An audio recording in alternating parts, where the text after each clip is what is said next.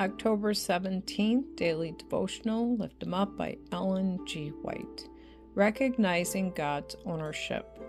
The law of thy mouth is better unto me than thousands of gold and silver. Psalm 119, verse 72.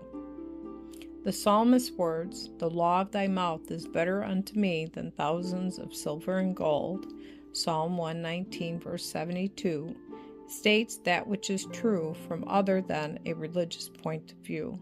They state an absolute truth, and one that is recognized in the business world.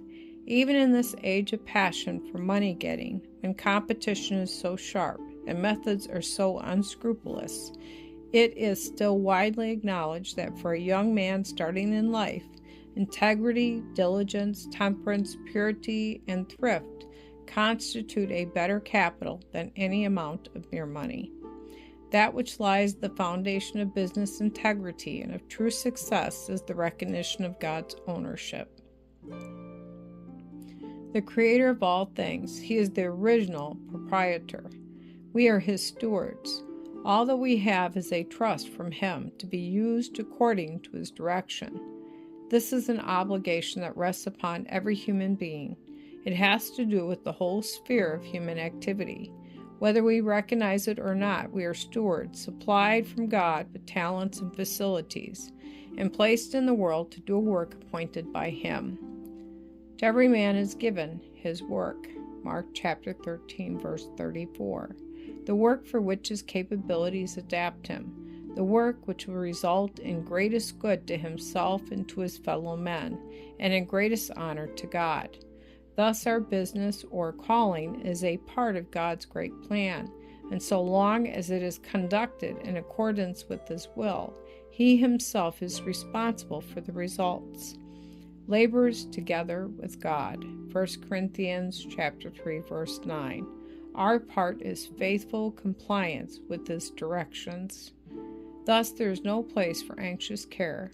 Diligence, fidelity, caretaking, thrift, and discretion are called for.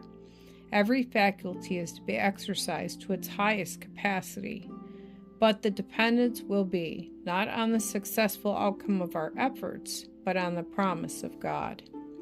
The word that fed Israel in the desert and sustained Elijah through the time of famine has the same power today. Be not therefore anxious, saying, what shall we eat, or what shall we drink? Matthew chapter 6, verse 31. He who gives men power to get wealth has with the gift bound up an obligation. Of all that we acquire, he claims a specified portion. The tithe is the Lord's. Bring ye all the tithes into the storehouse. Malachi chapter 3, verse 10 is God's command. No appeal is made to gratitude or to generosity. This is a matter of simple honesty. The tithe is the Lord's, and He bids us return to Him that which is His own. It is required in stewards that a man be found faithful. 1 Corinthians chapter 4, verse 2.